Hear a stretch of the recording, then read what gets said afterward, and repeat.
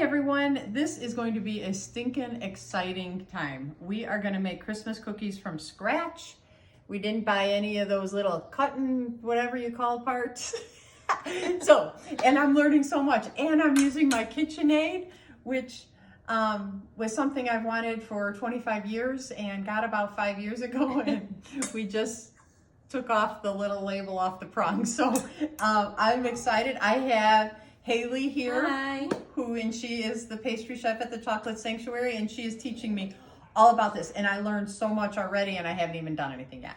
So here's what goes on. This is 8 ounces of butter. It's in our 2-cup prep bowls. We have 3-cup prep bowls, 2-cup prep bowls, 1-cup prep bowls. These things are awesome for planning ahead so you know what you're doing when you're baking. So what we are going to do is take 10 ounces of sugar and 1 teaspoon of salt. And we're gonna mix them together. And she told me you don't really have to mix them together, but this is cool and this is a whisk and I'm having fun. So the reason we don't really have to is because we're gonna throw them in here, and this is going to mix together for so long that it's okay. Okay, this is 8 ounces of butter that we cut apart, so it's just easier to mix around in there.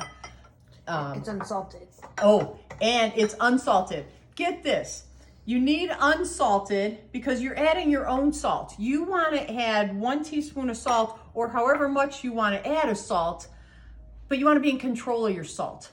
So I'm pretty sure in my lifetime that I've used salted butter and added salt. Or I used salted butter and said, oh, I'm gonna make this healthy and not add any salt. So either way, I'm a goofball. You should use unsalted butter when you're making recipes that call for butter, because it probably also calls for salt.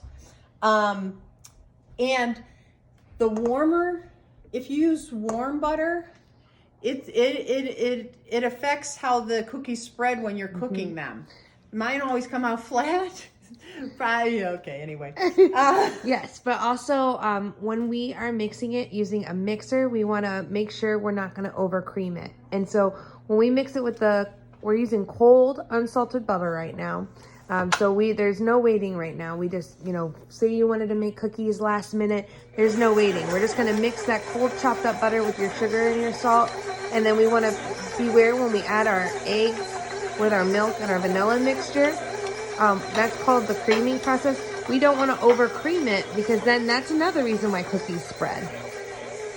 Okay, so I put in here 2 ounces of milk, 2 ounces of egg. My egg weighed, and we used the Pampered Chef digital scale, and our egg weighed 1.9 ounces. So I added some egg white. Actually, I didn't. Haley did. Added some egg white to it. And got 2 ounces of eggs. So can you use just 1 egg, or should you use 2 eggs, or what if you don't measure?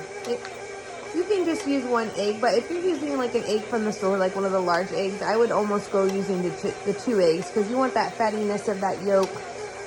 So maybe do 1 egg and 1 yolk. That'll be fine if you don't have the scale just yet. Okay. And we also have 0.25 ounces of vanilla.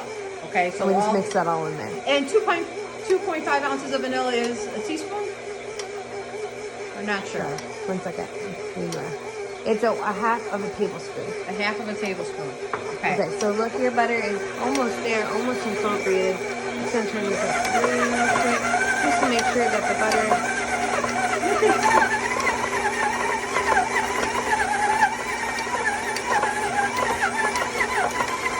and then we're incorporating our butter and sugar. So now it's all together. It's incorporated. It's incorporated. Now we're going to use the little, I don't know the tool name. The whipper. The whipper. We're going to mix all the liquids together. But not too much. No, not too much. Why? Well, not going to mix it too much. Oh, with in here? the So here I can whip it to death. Yeah, that's fine. All right, there I go. Did y'all know anything about baking powder versus baking soda? I always read the recipe real carefully to make sure I use the right one, but I'm like, what the heck? Haley taught me what it is. So, yeah, baking powder is it says double acting agent. So what that means is that baking powder is really baking soda with an acid in it. So like creme tartare, and it helps the cookie. That is what's going to make the cookie rise. Okay. It's its rising agent. So we have the butter and sugar and salt all incorporated. Now we're going to add the milk, vanilla, and egg. It's very slowly. And you put it on as slow as it goes, and just pour it in. Just pour it in. All of it. And we're only going to mix it until it's incorporated.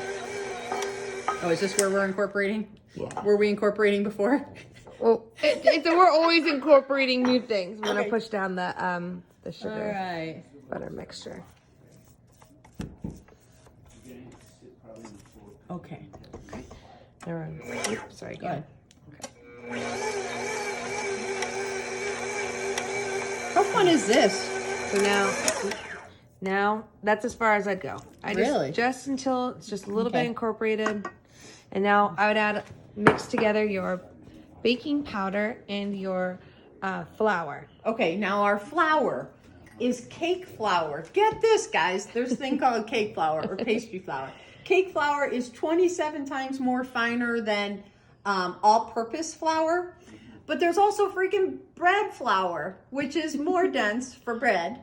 So all-purpose flour is a combination of cake flour and bread flour. And you get this cake flour, which I got at Jewel, and I'm going to start using. It makes your cakes, it makes your stuff lighter. It makes your cakes lighter. So the bread flour makes your bread dense, and the cake flour makes your cakes nice and fluffy and not gross. Exactly. And your all-purpose flour is just for all of us. It's a combination. It's a combination of the two flours. But it has less gluten in your yeah. It has less gluten in your cake flour. That's what makes them nice and fluffy and spongy. But then you've got that bread flour that has more gluten because that makes the bread more dense. But it's not gluten-free.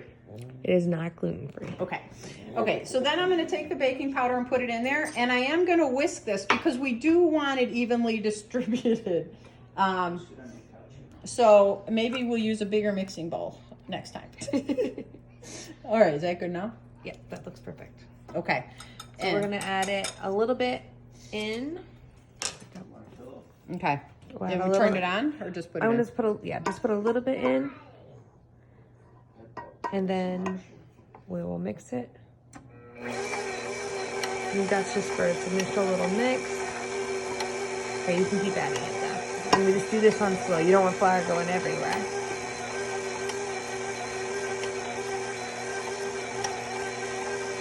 Wait a while. No, you can go.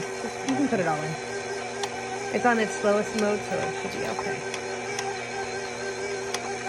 Maybe the stainless steel bowls would be better because they have that pouring spout.